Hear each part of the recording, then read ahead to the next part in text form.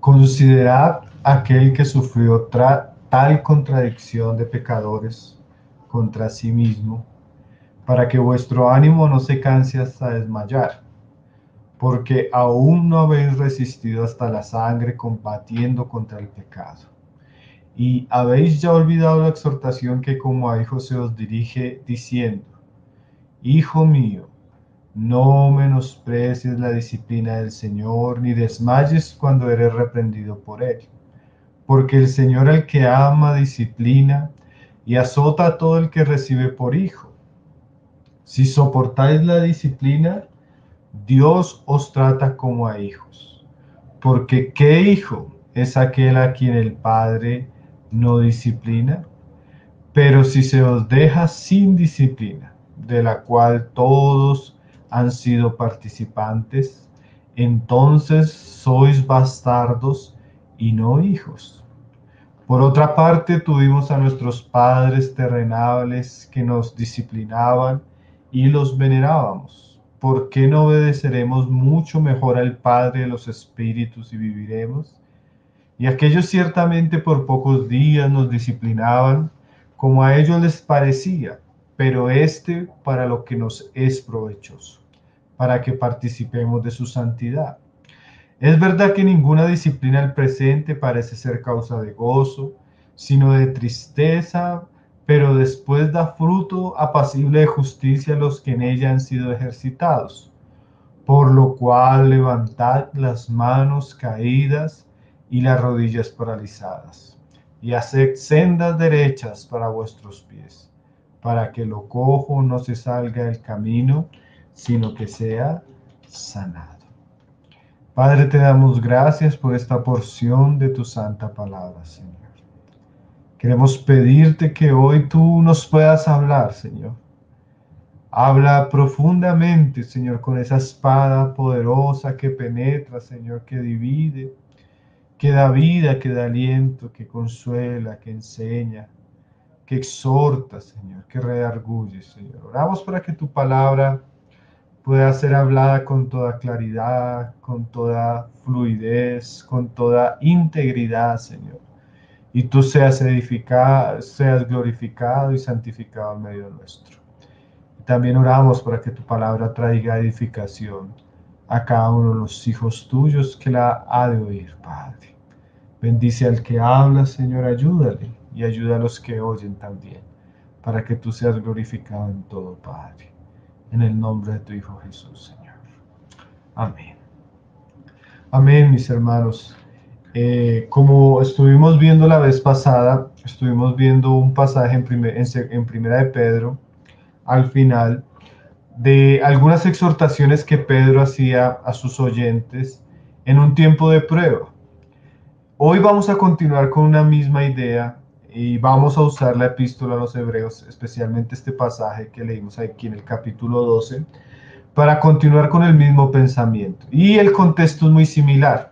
Si nosotros leemos la carta a los Hebreos, es una carta también a cristianos judíos que estaban sufriendo persecución porque al convertirse a Cristo ellos rompieron con el judaísmo. Entonces sus familias, sus vecinos, la misma religión tradicional y todos los que participaban de ellos generaron una gran cantidad de presión y persecución contra estos cristianos. Entonces muchos de estos hermanos, como a los mismos que les escribe Pedro, estaban pasando por unos sufrimientos que en algún punto los llevaron a considerar el volver atrás, o sea, el abandonar a Cristo, apostatar de la fe para volver al ritualismo religioso del Antiguo Testamento y volver al pasado.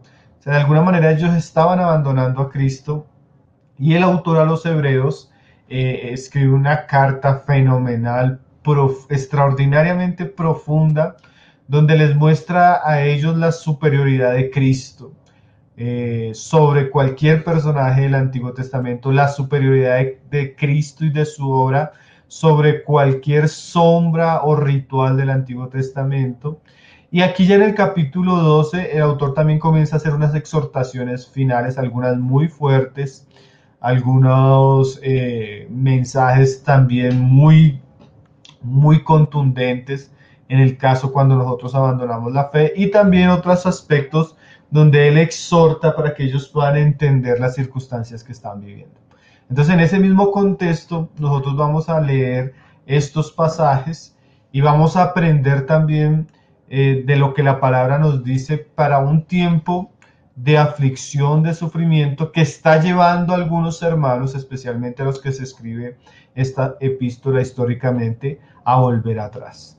Entonces, bueno, vamos a comenzar otra vez ahí desde el verso 2, donde, bueno, yo leí desde el verso 3, pero vamos a ver un poco el contexto del pasaje. El pasaje inmediatamente que vamos a ver viene posterior a lo que dice Hebreos 11, donde el autor le muestra a sus oyentes cómo hay una gran cantidad de hombres que por la fe pudieron seguir adelante y alcanzar las promesas de Dios en el pasado, porque de alguna manera lo que estaban perdiendo estos cristianos que estaban volviendo atrás era la fe en Cristo. Entonces, después de pasar por una gran galería de héroes de la fe, ahora el autor a los hebreos quiere que nosotros pongamos la mirada en Cristo. Y dice ese pasaje que todos conocemos y lo hemos leído muchas veces ahí en el verso 2, puesto los ojos en Jesús, el autor y consumador de la fe, el cual por el gozo puesto delante de él sufrió la cruz, menospreciando lo oprobio, y se sentó a la diestra del trono de Dios. Entonces el autor nos muestra que así como muchos en el pasado sufrieron, pero fueron valientes y por la fe pudieron vencer las adversidades, de la misma manera nosotros debemos mirar aún a Cristo, porque Cristo, por el gozo que tenía delante, él sufrió la cruz, menospreció lo oprobio, y gracias a esa fidelidad él se sentó a la diestra del trono de Dios. Y el autor quiere que consideremos no solo al autor de nuestra fe, sino el camino y las pisadas que él tuvo antes de llegar al trono. Y dice ahí en el verso 3, donde nosotros comenzamos, dice: considerad aquel que sufrió tal contradicción de pecadores contra sí mismo, para que vuestro ánimo no se canse hasta desmayar. Entonces aquí el autor nos pone en las circunstancias como tal en las que se está encontrando este grupo de hermanos a los cuales él escribe. Eran personas que estaban perdiendo el ánimo, estaban cansándose y estaban desmayando.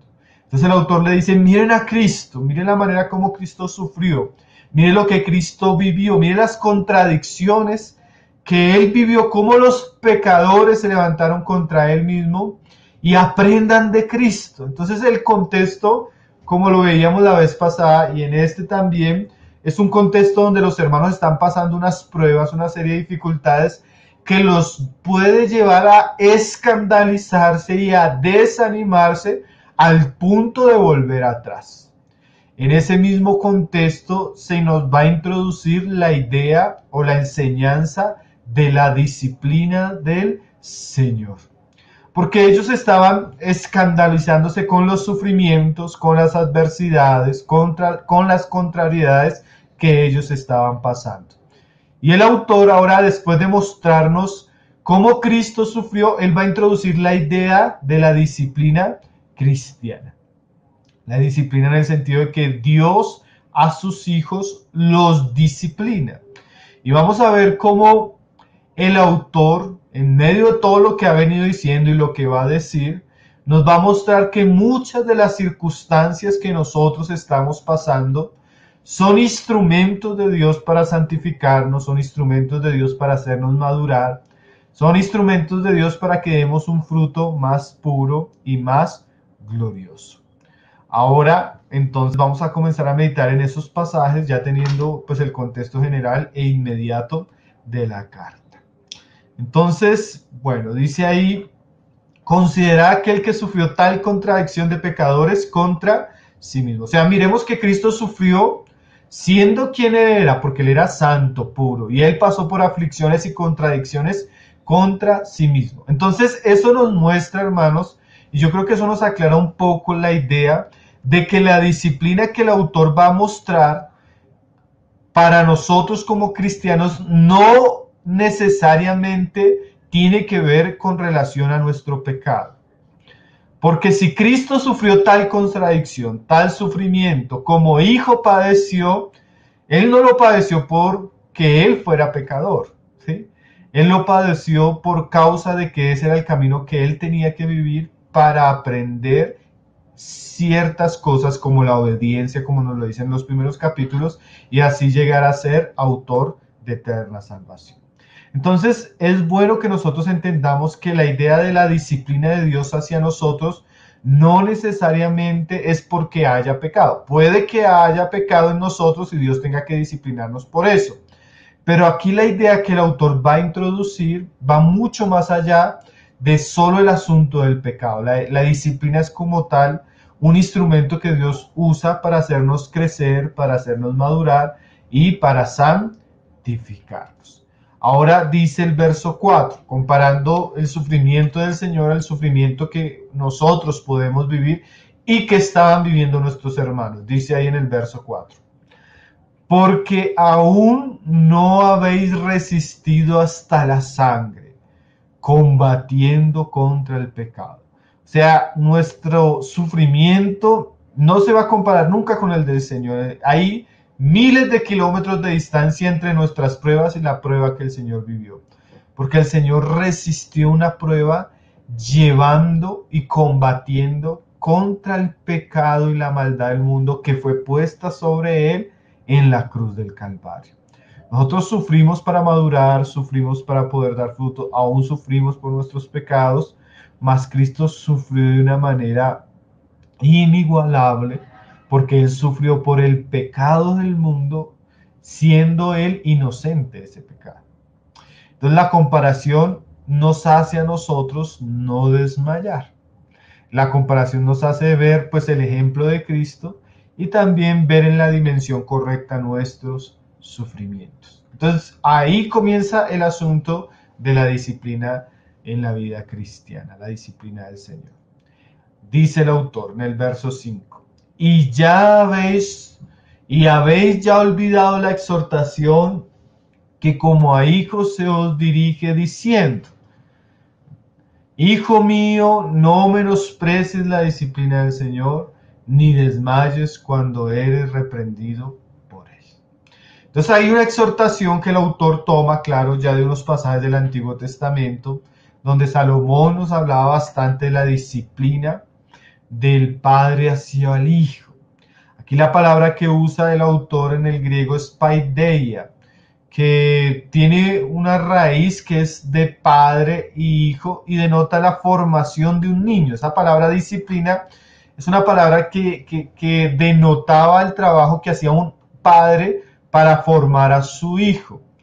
No solo para corregirlo cuando él se equivocaba, sino era una palabra que involucraba educación, también corrección, también desarrollo y madurez en el hijo. Entonces, era la manera como el padre llevaba a su hijo hacia la madurez, hacia la vida adulta.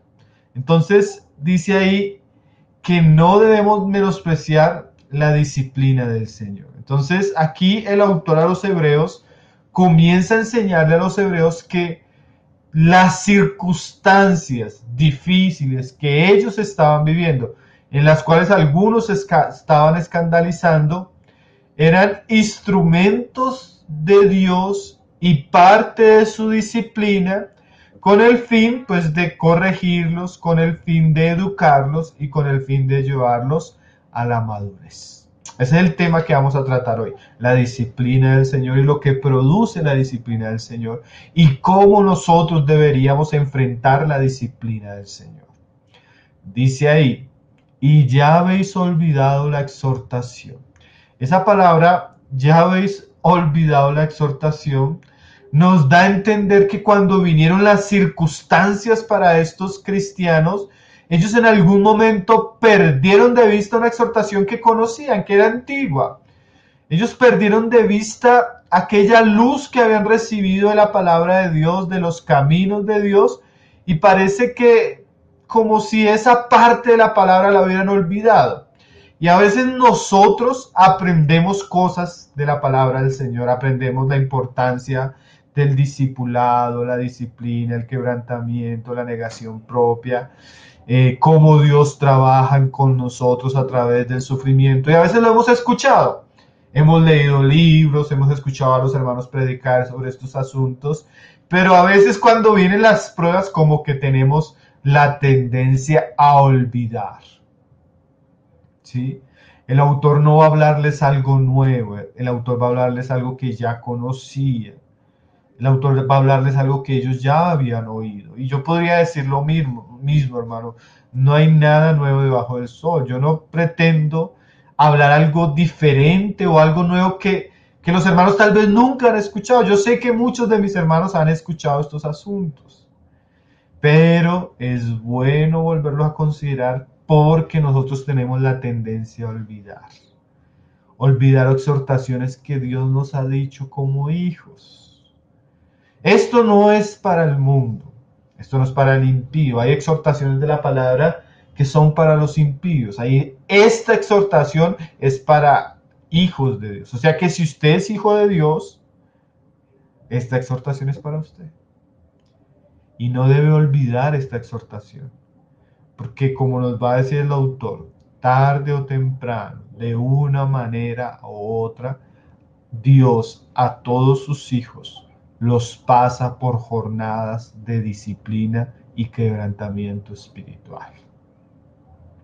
De manera personal, a veces de manera familiar, a veces de manera eclesiástica. La iglesia pasa por jornadas de disciplina, de corrección. Familias, individuos, hijos de Dios, pasamos. Entonces, esta exhortación es muy importante. Claro, en el contexto que él escribe, era una exhortación para hermanos que estaban abandonando la fe. Puede que nosotros estemos en otras circunstancias, pero el asunto de la disciplina en la vida cristiana de parte del Señor hacia sus hijos es un asunto que todos debemos conocer y no olvidar los que ya lo conocemos.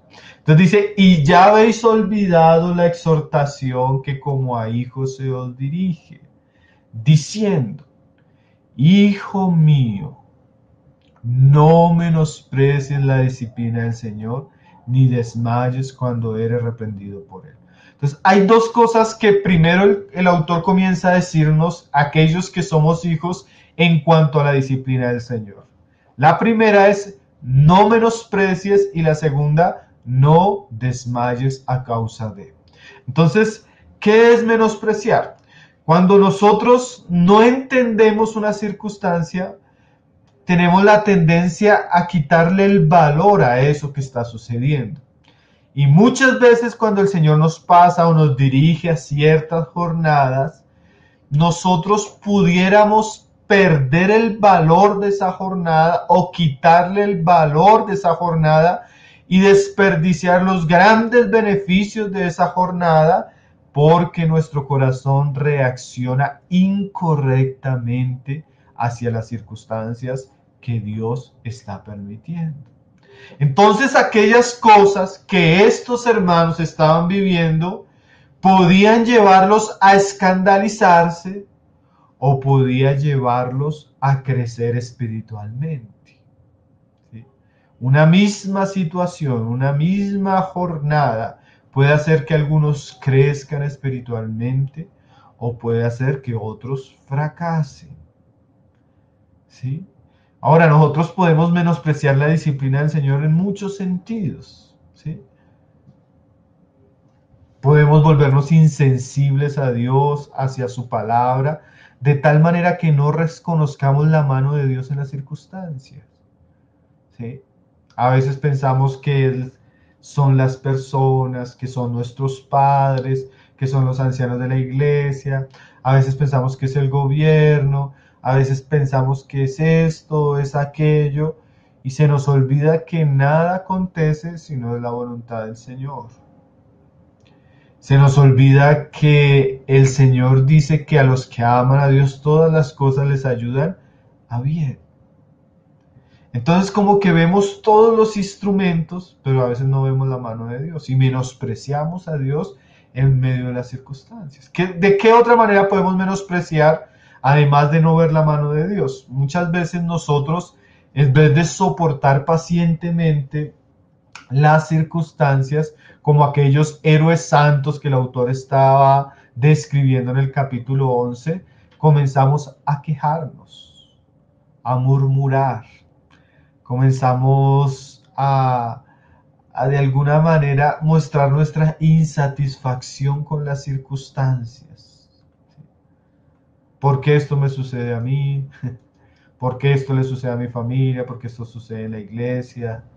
Y a veces, hermanos, nosotros tenemos a menospreciar la disciplina del Señor porque aún tenemos un concepto muy alto de nosotros. A veces creemos que somos personas que ya llegamos a la perfección, a la madurez y que Dios no necesita trabajar en nosotros.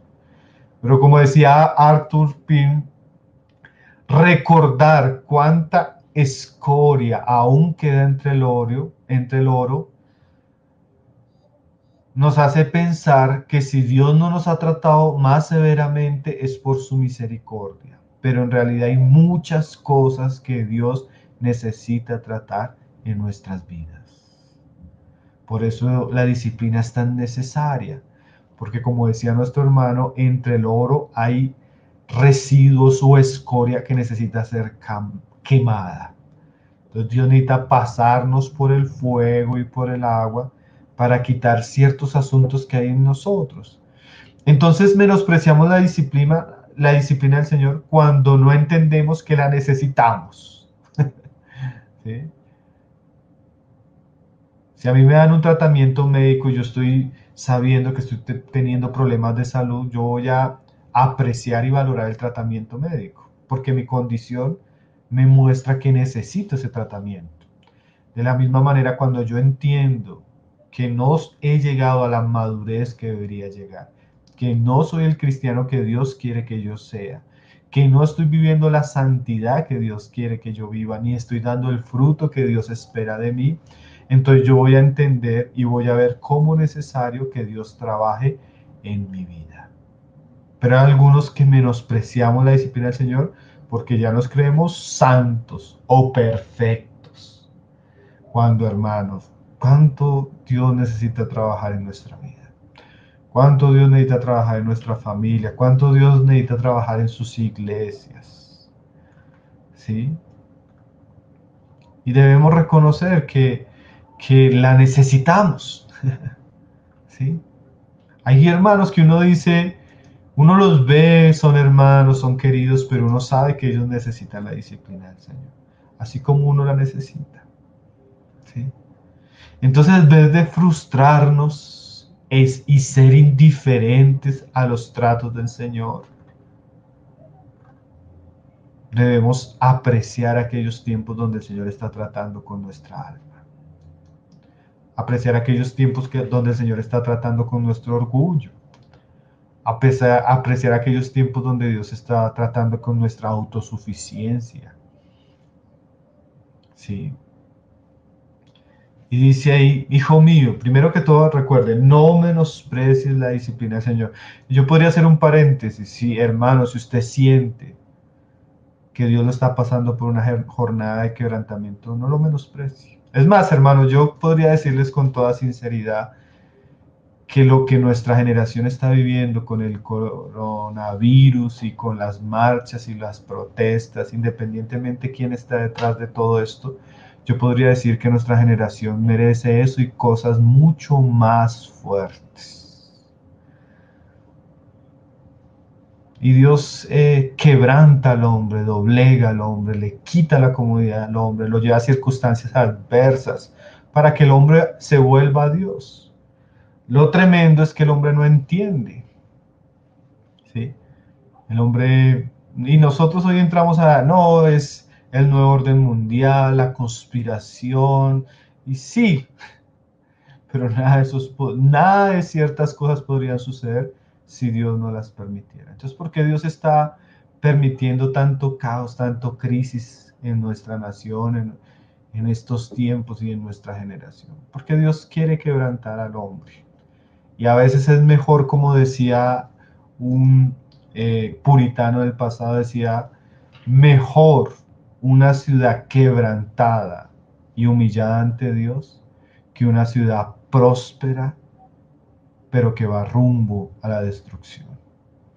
A veces nosotros, ¿qué preferimos? ¿Un hijo impío, próspero, que le va bien en todo?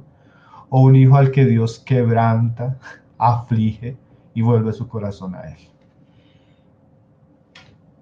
¿Sí? Entonces, hermanos, a veces no debemos ver las circunstancias tan malas, porque tal vez detrás de las circunstancias está la disciplina del Señor. Y definitivamente, como decíamos, tanto en nuestra vida personal como en el pecado que hay en el mundo, realmente lo que Dios hace, lo hace con tanta misericordia porque mereceríamos más de su ira y disfrutamos muchas veces más de su misericordia. Entonces no menospreciemos cuando el Señor apriete la tuerca, cuando el Señor pone un poco más de grado al horno, ¿sí? Porque a veces es lo que necesitamos. Tal vez nuestra generación necesitaba esto. Tal vez las iglesias de nuestros días necesitaban pasar por esto para ver lo transitorio que es la vida, lo vana que es la vida y las cosas de este mundo, y aferrarnos a cosas que son mayores y son eternas. ¿Mm? Y dice ahí, ni desmayes cuando eres reprendido por él. Algunos al pasar por la disciplina del Señor o por tiempos contrarios, adversos de quebrantamiento, podemos quedar en un asunto donde quedamos desmayados, sin fuerzas, donde nos deprimimos, nos agotamos, nos rendimos. Pero la exhortación es, cuando estés pasando por eso y sientas que estás quedando sin fuerzas o desanimándote, no desmayes. No desmayes cuando el Señor te está reprendiendo. Al contrario, fortalécete. Al contrario, anímate, aliéntate, ¿sí? La disciplina del Señor tiene propósitos muy claros y el Señor no quiere que nos rindamos, que botemos la toalla, que volvamos atrás, porque eso es una tentación en tiempos de prueba. Una tentación en tiempos de prueba es volver atrás, como estaban haciendo estos judíos, renunciar a Cristo, confiar en otros asuntos, abandonar la fe. Y ese es un camino que a veces nos encontramos en medio de las pruebas, pero por el contrario, el autor nos llama a animarnos, ¿sí? A no desmayar. Y hay unos porqués, y esto es importante. Muchas veces nos desmayamos porque no entendemos por qué Dios está permitiendo esto. Pero el entender la disciplina del Señor nos va a ayudar a tomar fuerzas en medio de ella. Dice el verso 6, porque el Señor al que ama, disciplina y azota a todo el que recibe por hijo. Entonces, aunque pareciera extraño a nuestra mente natural, una de las características del amor de Dios hacia nosotros es la disciplina. La disciplina es una prueba del amor de Dios. Dios, como nuestro Padre Celestial, quiere que sus hijos sean rectos, santos, maduros, obedientes, capaces, responsables, que confíen en Él. Entonces, cuando pasamos por ciertas circunstancias, es porque el amor de Dios nos está dirigiendo a ellas para trabajar en nosotros.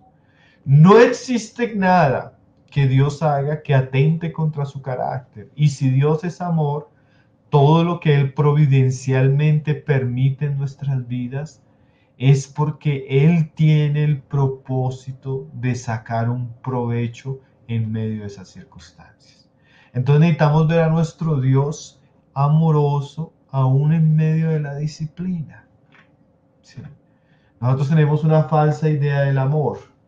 Pensamos que el amor de Dios quiere decir que Él nos concede todos nuestros caprichos, o que Él va a hacer todo lo que yo deseo, o que Él nunca me va a corregir. Pero eso es una falsa idea del amor. El amor verdadero es correctivo, o sea, Él tiende a corregir las cosas que están carentes en nosotros. Entonces, como hijo, yo debo entender que Dios cuando me disciplina me está amando y eso me va a ayudar a animarme, ¿sí? Eso me va a ayudar a entender los azotes que recibo como algo bueno. Y dice ahí el verso 7, si soportáis la disciplina. O sea que puede haber un momento donde yo resista la disciplina, donde diga, no quiero más, Señor, estoy cansado de esto, mejor me voy atrás, como Israel en el desierto. Estamos cansados de este maná, estamos cansados de este desierto, estamos cansados de estas pruebas, mejor me voy para Egipto. ¿Sí? Hay algunos que resisten la disciplina del Señor, resisten el trabajo de Dios en su vida. Pero el llamado es acá a mostrarnos que si nosotros tenemos una actitud correcta ante el trabajo de Dios, eso va a ser algo en nuestra vida. Dice ahí, si soportáis la disciplina, Dios os trata como a hijos, porque ¿qué hijo es aquel a quien el Padre no disciplina? Pero si se os deja sin disciplina, de la cual todos han sido participantes, entonces sois bastardos y no hijos.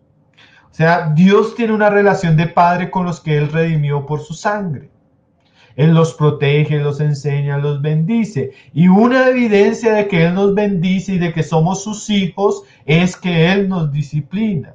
Si Él no nos corrigiera y no nos disciplinara, querría decir que no somos hijos suyos.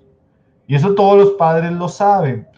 Uno no corrige al hijo ajeno. Por más que usted puede estar en su casa, llegan unos hermanos de visita, usted va a la casa de unos hermanos, y el muchacho se pone así respetuoso, grosero, y usted dice, este niño merece la disciplina. Por más que usted sepa que el niño merece la disciplina, usted no lo corrige porque no es su hijo. ¿Sí? Ahora, una de las razones que nos da el autor es que si estamos pasando por esto, y esto es de Dios, es una prueba de que somos hijos de Dios.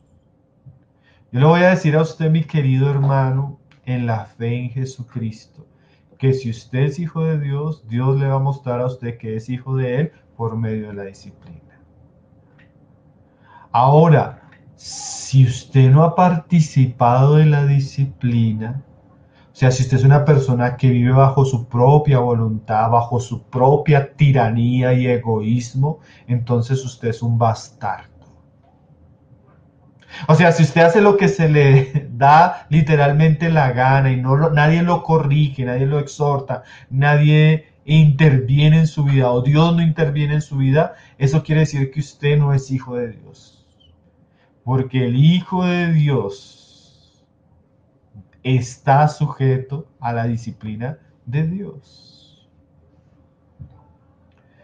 Hermanos, y esto es una tremenda bendición. Decía Charles Spurgeon, no hay peor condición a la que pueda llegar un hombre al punto o al lugar donde ya Dios no trata con él. O sea, la peor situación en la que puede estar un hombre es cuando Dios ya lo abandona a ese hombre a sus propios deseos y a su propia voluntad. ¿Sí? Como decía Jerónimo, uno de los padres de la iglesia, la ira más grande de todas es cuando Dios ya no está irado con nosotros. O la aflicción suprema es volverse incorregible o inalcanzable por Dios. O sea, el bastardo es aquel que no tiene un padre y está entregado a sus propios deseos y propios anhelos, sin que nadie lo corrija, sin que nadie lo exhorte, sin que nadie lo azote. Hermanos, Dios nos libre de llegar a una situación donde Dios ya no nos habla, Dios no nos corrige, Dios no nos exhorta, Dios no nos disciplina. Dios nos libre, hermanos. Qué bendición cuando vemos la mano de Dios a través de nuestros padres. Qué bendición cuando vemos la mano de Dios hasta a través de nuestros hermanos. Qué bendición cuando vemos la mano de Dios a través de las circunstancias, doblegando nuestra vida y pasándonos por ciertas cosas que necesitamos vivir. Terrible cuando Dios, o si llegamos a una posición donde Dios nos deja a nosotros abandonados a nuestros propios deseos. Ahora el autor va a hacer una comparación, la comparación entre la disciplina de Dios y la disciplina que vivimos con nuestros padres. Dice, por otra parte, tuvimos a nuestros padres terrenales que nos disciplinaban y los venerábamos. O sea, por otra parte, él ahora va a comparar lo natural. Tuvimos nuestros padres que ellos nos disciplinaban, como a ellos bien les parecía, como ellos entendían que era lo mejor para nosotros, y aún así los amábamos. ¿Sí? Porque un padre cuando corrige a su hijo le está manifestando a su hijo amor y seguridad. Y a pesar de que la disciplina no sea fácil en ese momento para el hijo con el tiempo siempre aprecia a su padre que lo amó y lo corrigió. ¿Cuántas veces nosotros hemos dicho gracias al Señor por mis padres que me corrigieron, mis padres que trataron esto, mis padres que no me permitieron esto, porque eso me libró de esto? Terrible el muchacho que estaba en la calle, que no tenía un papá que estuviera pendiente, una mamá que estuviera pendiente y que hizo lo que quería. Hoy está perdido en el mundo de las drogas, perdido en el mundo de la inmoralidad sexual, perdido en el mundo de la maldad. Pero gracias a Dios tuvimos padres, madres que se preocupaban por nosotros. Y hoy alabamos al Señor por esos padres, damos gracias al Señor por nuestra madre que nos corregía, que nos evangelizaba, que oraba por nosotros. Y veneramos ese trabajo que ellos hicieron. Entre sus posibilidades y su conocimiento del Señor, nosotros damos gracias al Señor por eso. Y ahora el autor dice, pero si hacíamos eso con nuestros padres, dice acá, ¿por qué no obedeceremos mucho mejor al Padre de los Espíritus y viviremos? ¿Sí? Entonces, si respetábamos, amábamos y tratábamos con reverencia a nuestros padres cuando ellos actuaban por el bien de nosotros de cierta manera, ¿por qué no vamos a obedecer a nuestro Dios en vez de ser insumisos o rebeldes? ¿Por qué mejor no someternos a Él, obedecerlos? Si es que esto trae beneficios para nosotros. ¿Cuáles beneficios? Dice ahí, porque no obedeceremos mucho mejor al Padre de los Espíritus y viviremos. Cuando nosotros obedecemos y nos sometemos a Dios en tiempos de disciplina, el fruto de eso va a ser que vamos a vivir. Vivir no quiere decir en el sentido de que podamos perder la vida o conservar la vida, sino vivir en el sentido quiere decir que vamos a crecer en esa vida de Cristo, disfrutar esa vida de Cristo, tener esa vida a plenitud, a abundancia. ¿Sí? Por el otro lado, lo negativo sería que esa vida que nosotros tenemos como hijo de Dios puede verse afectada en su crecimiento, en su expresión, en su manifestación, y podemos tener esa sensación de mortandad espiritual. La obediencia, hermanos, hacia las circunstancias y hacia el trato del Señor hace que nosotros podamos vivir en Él, crecer en Él, madurar en Él, experimentar la vida de Él. ¿Sí? Antes de escandalizarnos, deberíamos buscar obedecer a Dios. Señor, en esta jornada que tú me estás pasando, en esto que estamos viviendo, ¿yo qué debo hacer, Señor? ¿Cómo puedo honrarte? ¿Cómo puedo obedecerte? ¿Cuál es tu voluntad para mí en este tiempo? Yo quiero obedecerte. Esa obediencia, hermanos, esa disposición alegre en agradar al Señor en tiempos difíciles nos va a dar vida. Porque a veces en tiempos de prueba, cuando nos amargamos, nos escandalizamos, como que la vida se nos va de las manos. Comenzamos a sentirnos secos, fríos, amargados. El gozo del Espíritu se va. El Señor tenga misericordia de nosotros. Aprendamos a obedecerlo en tiempos donde Él nos está corrigiendo, enseñando, madurando. Y sigue hablando la idea de los padres, dice ahí el 10. Y aquellos ciertamente por pocos días nos disciplinaban como a ellos les parecía. ¿Sí? O sea, los padres que teníamos, según la sabiduría, según lo que ellos habían aprendido, si eran creyentes o no, nos disciplinaban con sus imperfecciones, a veces enojados, a veces en la carne, a veces severamente, a veces también muy ligeramente, porque nuestros padres eran imperfectos, ¿sí? Su disciplina no cumplía muchas veces el objetivo deseado en el momento. Pero mire ahora lo que nos va a decir de la disciplina del Señor. Pero para lo que nos es provechoso. O sea que la disciplina del Señor siempre es perfecta, buena, oportuna, apropiada, necesaria y provechosa. ¿Provechosa en qué sentido? Dice aquí, para que participemos de su santidad. Hermano, hay cosas que cuando nosotros creemos, hay cosas que nos han sido dadas por la fe.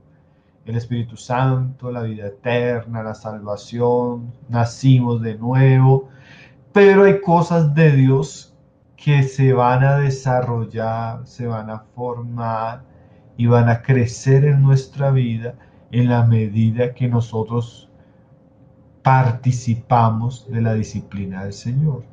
Y la santidad es una de ellas. Nosotros no somos santos en el sentido de la santidad formada y manifestada. Somos santos en el sentido que fuimos apartados para Dios. Pero Dios quiere que participemos de su santidad, de su pureza, de su amor, de su humildad, de su carácter, de su mansedumbre, de su sabiduría. Y hay cosas que se van a formar en nosotros es a través de ciertas experiencias. La santidad no se aprende leyendo libros, hermano, aunque es muy bueno leer libros sobre los atributos de Dios y la santidad de Dios. La santidad se aprende en el campo de la experiencia cuando Dios comienza a tratar nuestra vida, doblegar ciertas áreas, corregirnos en otras, enseñarnos en otras. Hay cada vez en la medida que aprendemos a soportar el trato del Señor, llegamos a ser más santos. Ahora, por lo contrario, hermano, si nosotros le huimos a la disciplina del Señor, porque hay mucho cristiano que Dios comienza a usar sus padres para corregir la vida del joven y el joven huye de sus padres. Dios comienza a usar la iglesia para tratar y madurar la vida de un hermano y el hermano deja de congregarse. Dios comienza a usar un trabajo, unas circunstancias para tratar nuestras vidas y en vez de soportar y someternos al Señor, recibir los azotes del Señor, lo que hacemos es huir. Y en nuestra huida perdemos la posibilidad de madurar, perdemos la posibilidad de ser más santos, perdemos la posibilidad de conocer más al Señor y experimentar su paternidad sobre nuestras vidas. ¿Sí?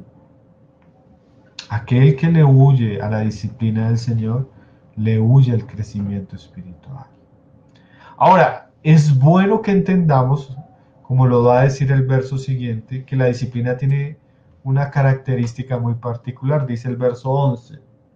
Es verdad, el autor no está hablando mentiras ni quiere ilusionar a los hermanos como si la santidad, con todos los provechos que tiene, fuera agradable para nuestra carne o para naturalmente fuera algo atractivo. En realidad no lo es. Dice acá, es verdad que ninguna disciplina del presente parece ser causa de gozo. ¿Sí? La disciplina en sí, por sus características, no es agradable. ¿Sí?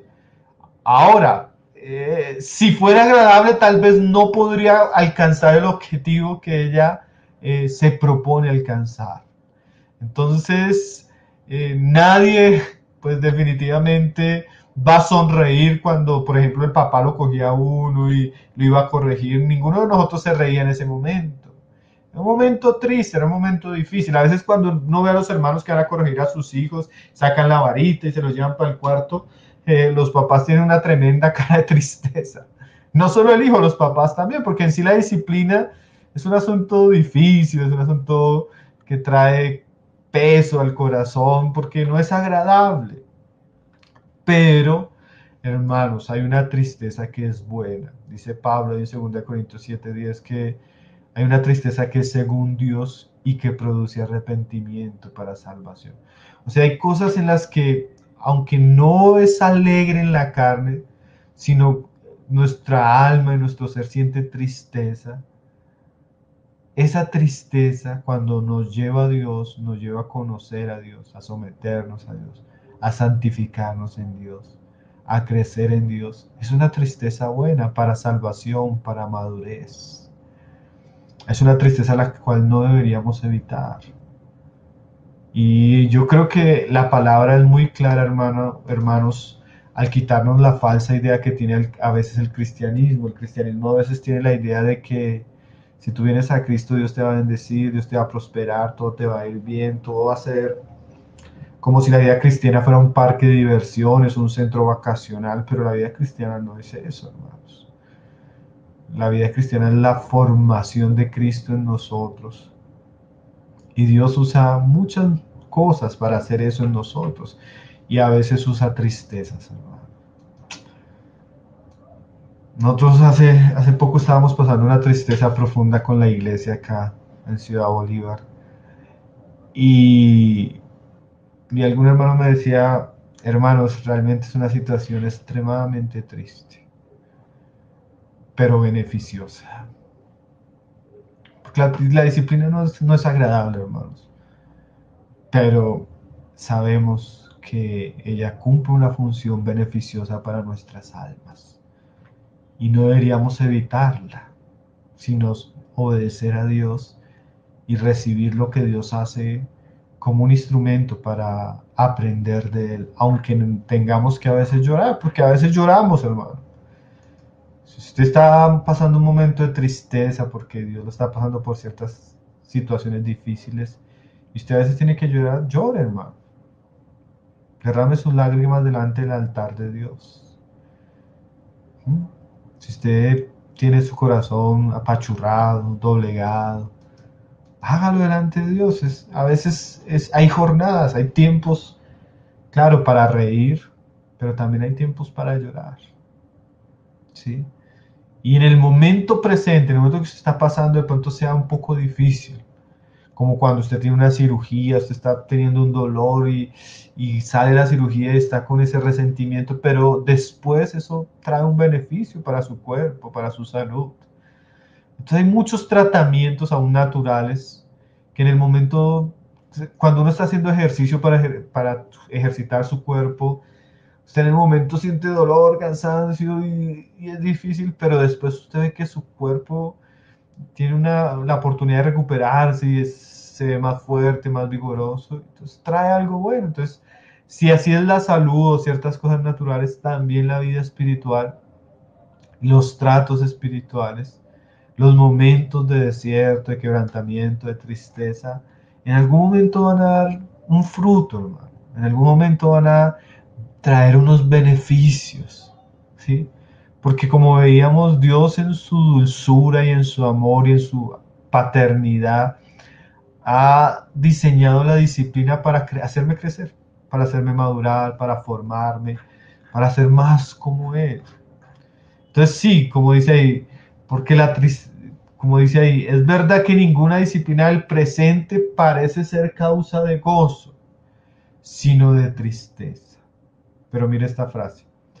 Pero después da fruto apacible de justicia a los que en ella han sido ejercitados. O sea que cuando un hijo de Dios soporta la disciplina y es ejercitado y pasa regularmente por ella va a producir frutos de justicia. Justicia es la vida de Cristo vivida y expresada en todos los aspectos de nuestro ser y todas las esferas de nuestra vida. O sea, es cuando vivimos aquello que representa el reino de Dios y su justicia en todo nuestro ser y en todas nuestras áreas. La disciplina da fruto cuando es aceptada alegremente, aunque tenga tristeza. La disciplina es necesaria para todos nosotros crecer en santidad, dar fruto. No podemos evitar las jornadas que Dios tiene para nosotros. No podemos evitar cuando Dios pone su mano en nuestras vidas, en nuestros hogares, en la iglesia, en nuestro país. ¿Sí? Entonces, ¿qué debemos hacer después de haber entendido de dónde viene de pronto el trato. Imagínense estos hermanos estaban pasando por unas dificultades, por una persecución tremenda, y el autor les hubiera podido decir, no, esos son los judíos que son así, llenos de odio, llenos de rencor, los quieren hacer abandonar su fe. Pero el autor les dice, es Dios que como Padre, que los ama, los está pasando por esto para que sean más santos y para que den fruto. Es Dios. No se escandalicen, no se amarguen, no murmuren, obedezcan a Dios, lloren con Dios, sufran con Dios, reciban los golpes de la vara de su Padre Celestial, porque en algún momento eso va a dar fruto en ustedes. Termina con unas frases muy preciosas, dice ahí en el 12, dice, por lo cual, o sea, por esto mismo, levantad las manos caídas y las rodillas paralizadas. Mis hermanos, a veces las aflicciones nos paralizan.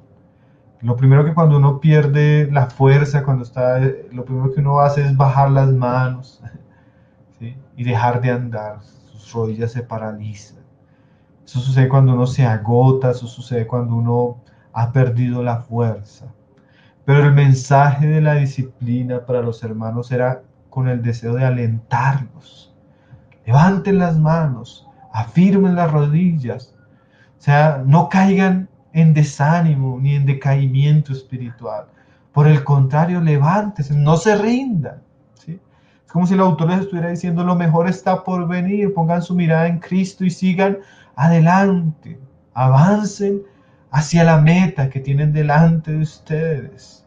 Dice, y haced sendas derechas para vuestros pies. O sea, si en algún momento tuvieron caminos torcidos por los cuales estuvieron andando, enderecen sus pasos y corran intencionalmente hacia la meta, no se distraigan, no se descuiden, no pierdan la concentración en Cristo y su gloria.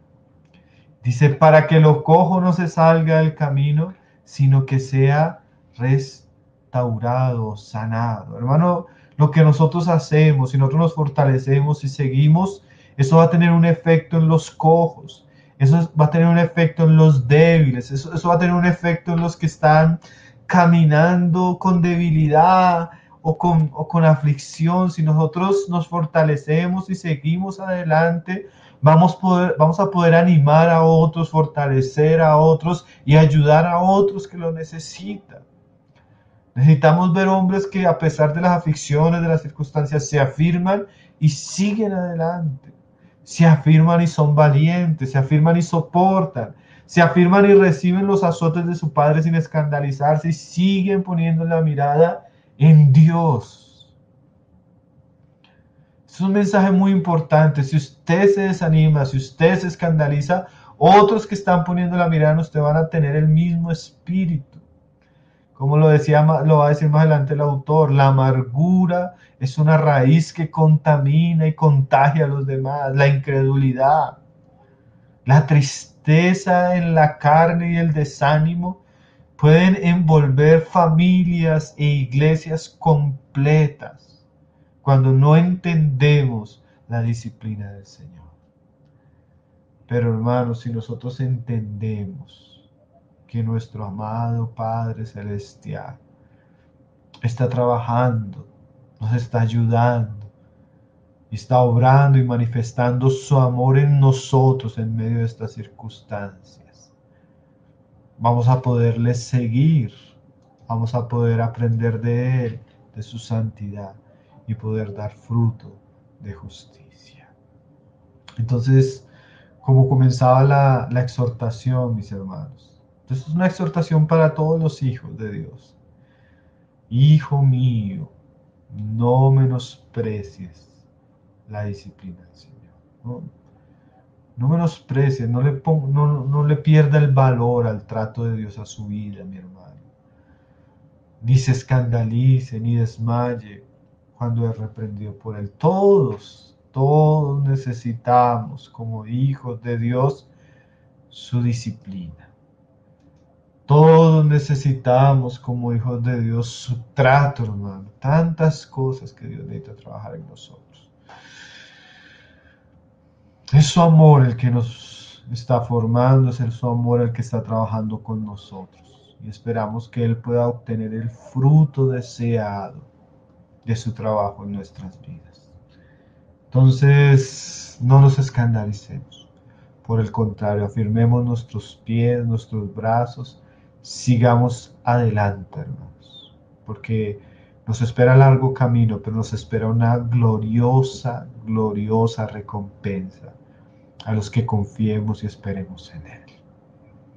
El Señor sea confortando los corazones y animándonos en estos tiempos, mis hermanos. Que podamos seguir adelante juntos, aunque estemos a la distancia, pero podamos seguir juntos hacia la meta del supremo llamamiento en Cristo Jesús. Vamos a orar, mis hermanos, para dar gracias al Señor por el pasaje y la palabra que tenía para nosotros en esta noche. Padre, te damos gracias, Señor, por tu palabra, Señor, tu palabra tan preciosa siempre, Señor, tu palabra tan necesaria, Señor. Tú sabes, Señor, cuánto necesitamos entender tus caminos. Tú sabes cuánto necesitas recordarnos estas cosas que tal vez ya tú nos habías hablado en algunos momentos, Señor.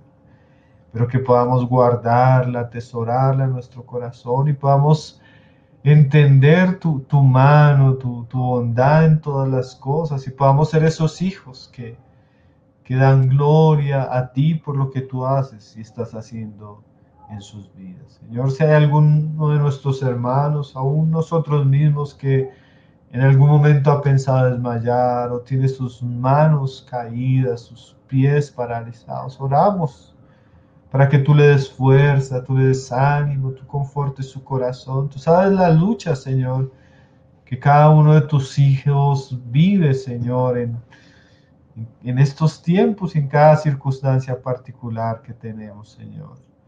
Tú conoces nuestras tristezas, Señor. Tú eres nuestro consolador en medio de ellas y nuestro refugio, Señor. Haz que todo eso que pasamos tú lo puedas usar, Señor, para tu gloria y para nuestra edificación, Señor. Te damos gracias por este tiempo, Señor. Gracias por esta comunión que tú nos permites tener en torno a ti, Señor. Te damos la gloria, la honra y te bendecimos, Padre. En el nombre de tu Hijo Jesús.